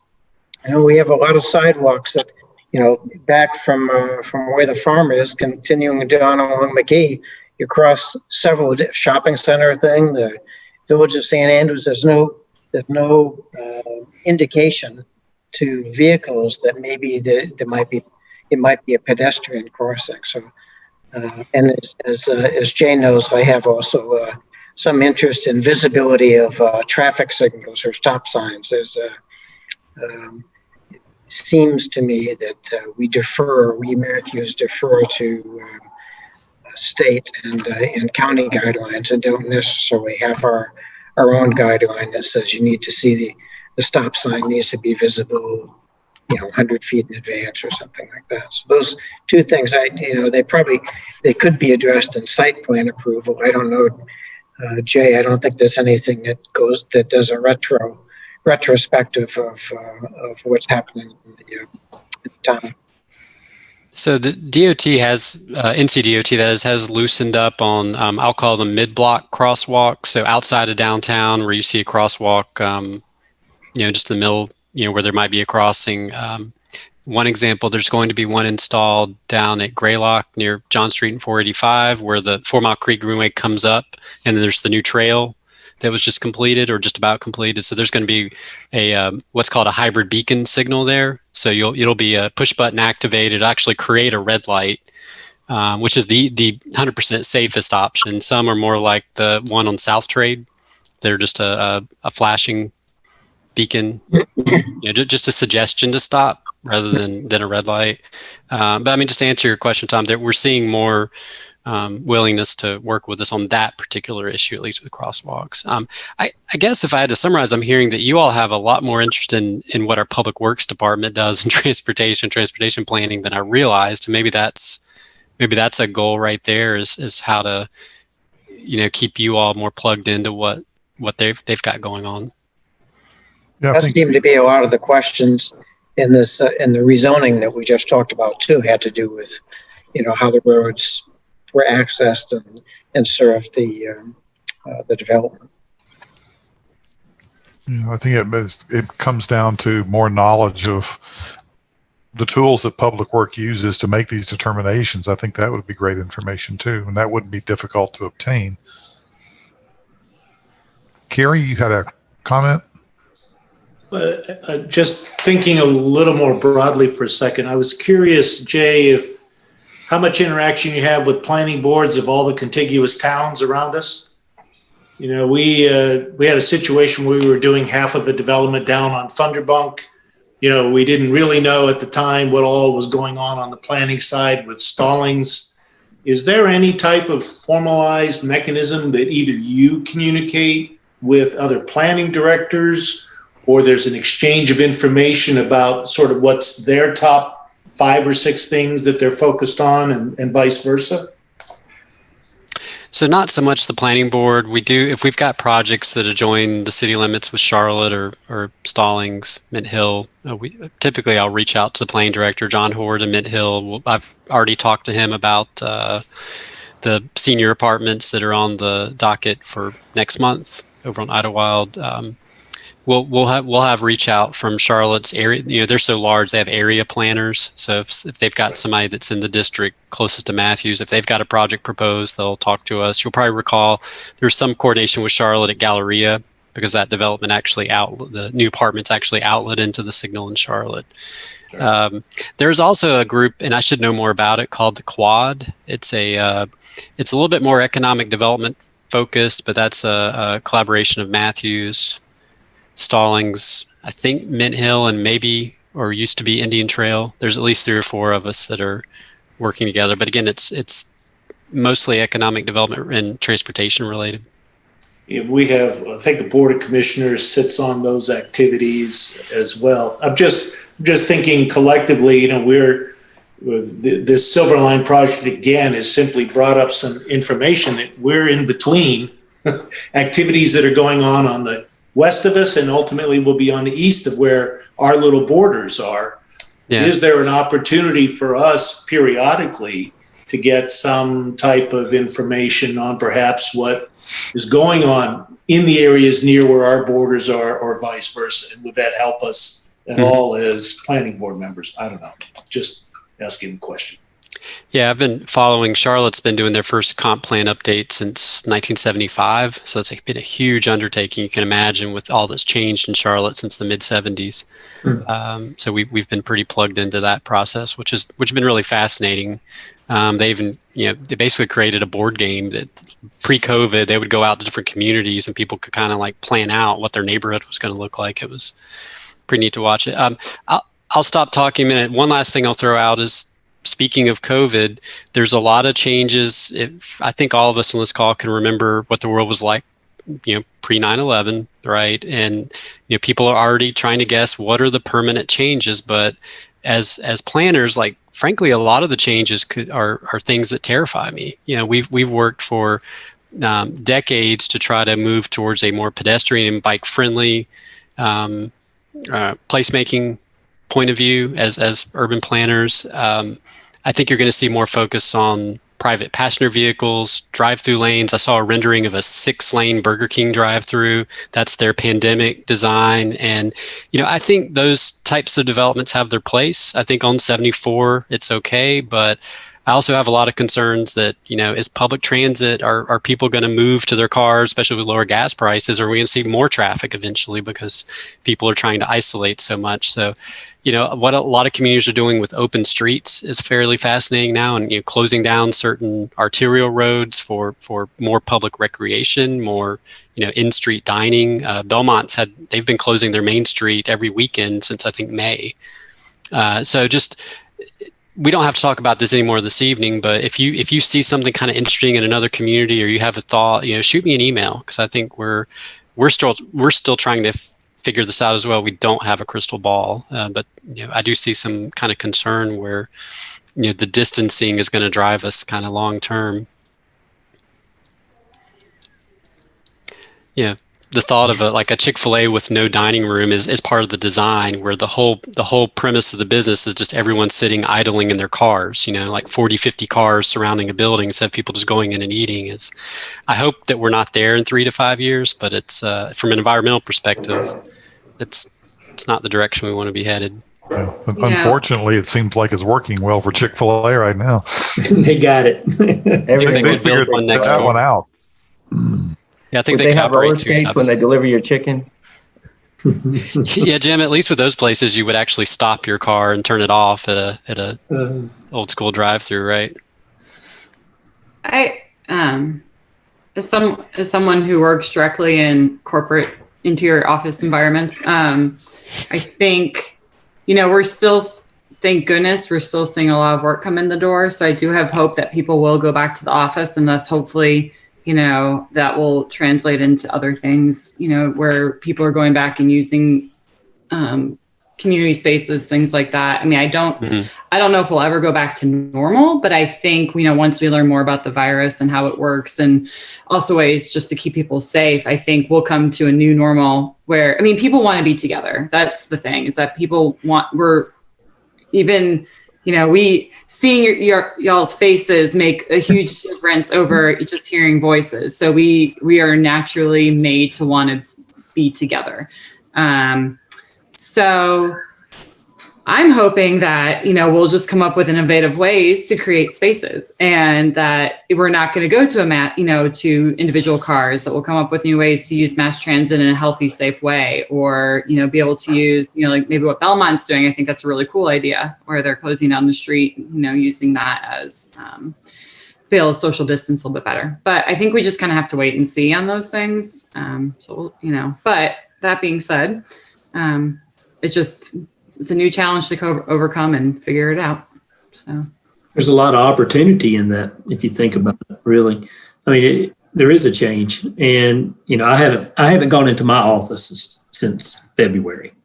I work from home the whole time, so you do see that all changing. But we've made decisions on this board that affect that, right? With the new cell tower on Monroe Road, those types of things will make a difference into the community that we live in. So I like the idea of reaching out to other boards, understanding what they see, whether it's economic development, whether it's transportation, whether it's education. We do continue to talk about those things, but having better insight into what their challenges are will only help us make better decisions for all of us.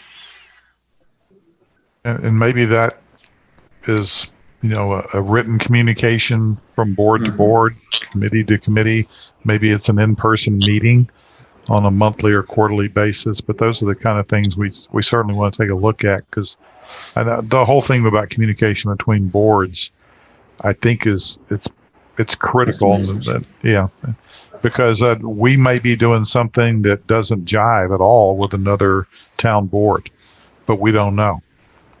And maybe we'd make that decision anyway, but it would be great to have the knowledge of what's going on in other portions and other committees and other groups, so we could make what we think is an informed decision instead of just a decision without knowing. Okay. So one last COVID related decision, and those of you on the Silverline Task Force are going to have deja vu. You do need to make a determination on how you want to hold your October meeting. Okay, this is a little background. The meeting that the Board of Commissioners are having, is that next week? So they've shifted that timeline. That's still going to be virtual. Okay. And then the meeting on October 12th will be an in-person meeting. So and that is each of you will have to make your own determination if you want to attend. I think we're going to, Shana, correct me if I'm about to say something wrong here. I think we're going to have a conference in option, at least for commissioners. I don't know about planning board. I don't know. I'm not sure. Find out. So would we have to decide, and the reason I'm asking this question, it would be nice to sort of see how that one goes. Would we have to make a decision prior to that meeting on whether we would hold ours in person or virtual in October? I can always send out a after that meeting, and let y'all can decide if you want majority rule or if you want. The thing with Silverline is how it was explained was we can still have the meeting both ways, but the information would have to be available to those who are Zooming in prior to the meeting. Is that right, Jay? I think that's right. Ideally, you all would make a decision as a group tonight rather than us trying to do it, by email or I think some discourse on where everybody stands. Silverline Task Force decided to stay remote at least for another meeting or two. Next two, that's correct. Next two. But we have two meetings in October, so it was that time frame was to stay remote through October was the decision. Well, for our meetings, obviously we would be there in person if we so determine. There could be, depending on the zoning application that we're dealing with at the time, there could be anywhere from 0 to, I don't think we've had more than probably 20 or 30 at one of our planning board meetings, even on some of the more vocal groups. So social distancing shouldn't be an issue for not the participants, but for the guests who are there. And I would assume that some type of maximum number of people allowed in the hood room would be determined before that too. I guess the only concern is if we are going to be sitting on the dais itself, we wouldn't be able to social distance. I think Lori said we can fit 5 total people. There we go. So we would have to be a little bit creative. And I guess it's possible we could spread, out to the farthest ends of each wing if we needed to. And I mean, it sounds like we wouldn't need to. But I guess it really comes down to the comfort level of everybody on this call as to whether they would be comfortable 30 days from now having an in-person meeting, or whether they're not comfortable. Because I think I would agree with Jay is that we need to be all one way or all the other. To have it half and half could be problematic, I think.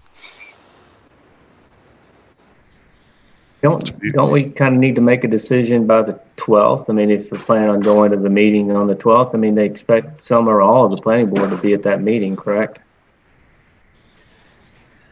yeah, I mean, they didn't really ask you all. I mean, they were having enough trouble, I guess, determining amongst themselves if they wanted to meet in person. And I don't know that they will all be there. I think there could be some people conferencing in.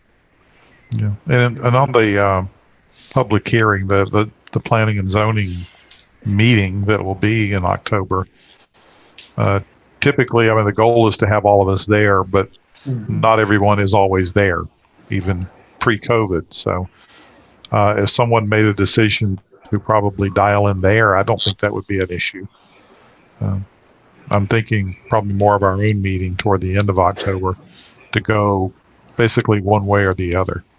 And Jay, it sounds like you would rather we make that decision now than later. I just think from a transparency perspective, it'd be nice if we just go ahead and set it now, and that way we can have it advertised correctly.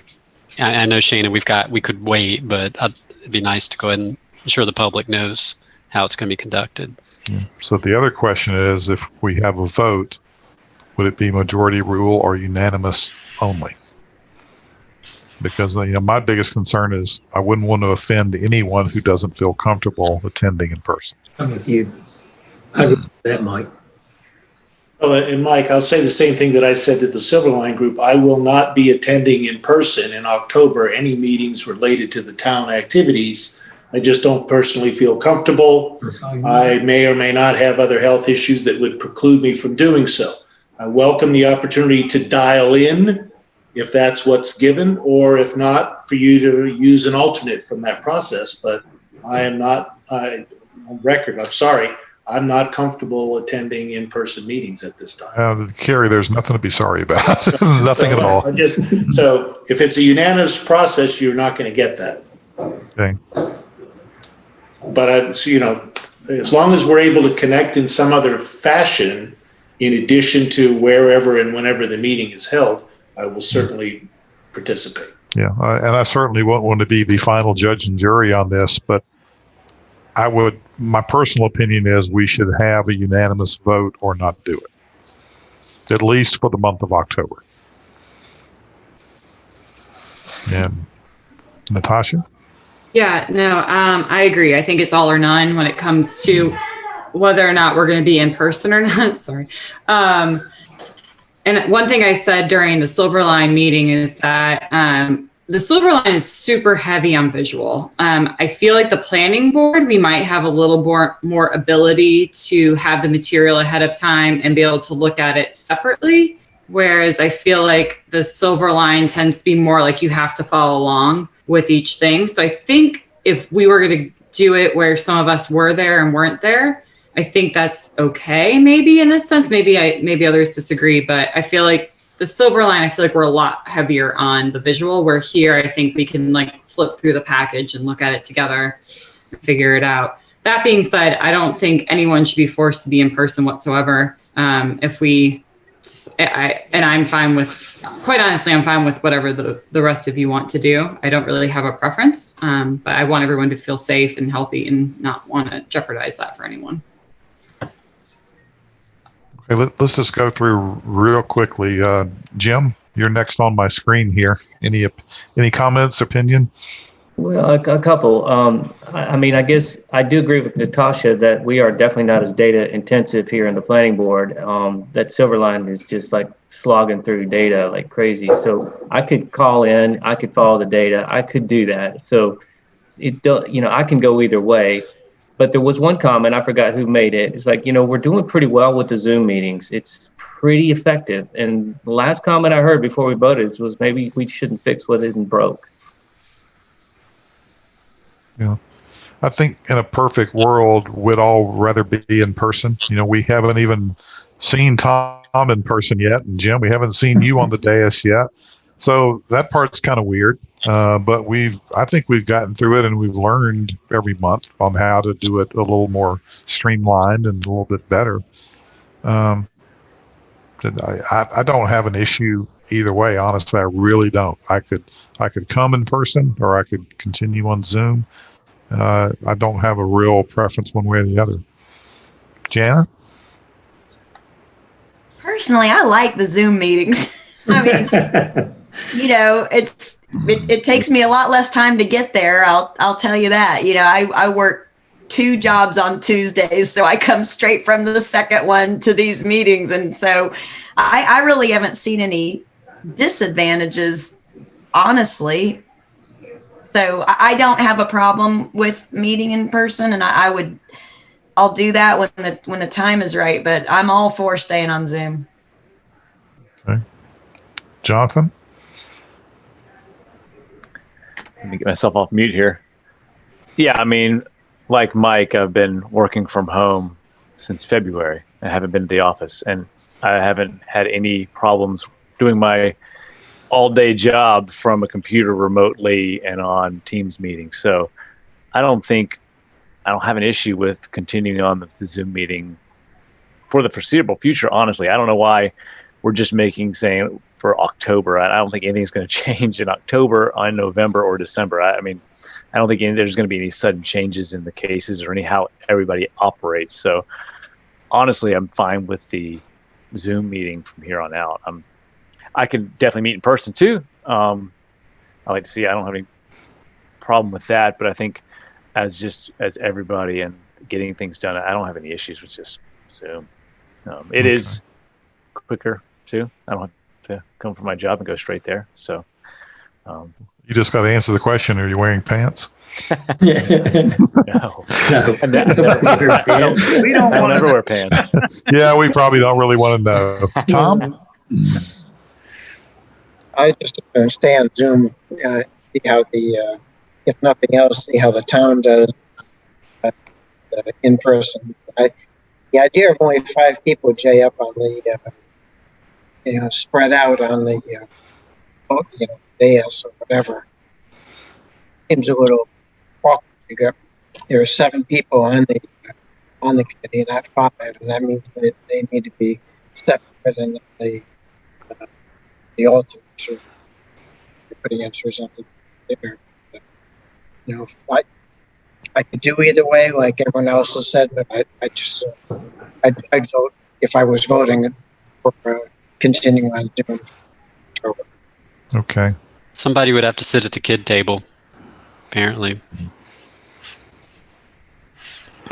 Jim? Yeah, one last comment. We're a lot of people travel over the holidays, right? And when I was in Montana, I got to one of the Silverline meetings just because I had a computer and they were doing a Zoom meeting. So it does give me the flexibility to continue to attend a meeting when maybe I physically couldn't have made it. Okay. Well, let me offer up this. For the month of October, we continue on Zoom, and we will reassess at the end of June, at the end of October, maybe during that meeting. And we'll also have probably some good input from the in-person Board of Commissioners meeting that may help guide us. But for now, it seems like at best, everybody's okay doing it either way, but most would rather continue with Zoom right now. I personally don't have any issue with that. I would like to get back to in-person meetings someday, but it doesn't have to be immediately. Mike? Yeah, and I would echo that thought. Jay, what is the viewpoint from the public to the planning department with the ability? Because the one thing we don't want to do is alienate anybody from having a voice, right? From the community. So, I mean, have you heard anything on your end at all? I have not, and I've given a little bit of thought on online meetings, and so the pros and cons, obviously, for any kind of public input or a charrette we do or anything. I think online is easier for folks to attend. You may not have to get childcare to leave your house to come to a meeting or whatever it may be. You're sit through traffic, yeah, Natasha. Mm-hmm. But the con there is maybe folks who don't have internet access. So there's folks that could be disenfranchised because they may not, and I know that's hard to believe now, but there's still folks that can't afford, or at least it's available everywhere in Matthews. I know my father lives in Eastern Union County, and broadband is not yet available at his address, or he's going to be charged $5,000 to run it there. So yeah, I mean there's definitely pros and cons, but I honestly think one of the positive outcomes of COVID's that we may be able to use Zoom and video conferencing to our advantage to reach more folks that can just sit at home and participate. Okay, so is everyone okay with staying virtual for the month of October, reassessing at some point either during that call or shortly thereafter for the steps that we need to take for November? Yes. Okay. I see a lot of nodding of heads. This isn't an official vote here, but I think we're good with that. So. Okay, lots of thumbs up, nodding heads, all good. Okay, we need to have one more motion for tonight. Jana. Why do I always do it? We all know, like, we all just looked at Jana. Don't say you didn't. She's the closer. That's right. Even I looked on track. Motion to adjourn. I'll second. Oh. John, you can give it to Jonathan. Oh, sweet. Thanks. Okay, I'll do the quick roll call on that. We got to be official here. Natasha? Yes. You're good. I'm good. Carrie? Bye. Good night. Yes. Jim? Yes. Jana, I think, is a yes. Well, I don't know. Let me think about it. Jonathan? Yeah. And Mike? Yes. We are adjourned. Sorry we went a little bit long, but I think we had great discussion tonight. Jay? I was saying goodbye. All right. We're done. Good night, everyone. Talk to you soon.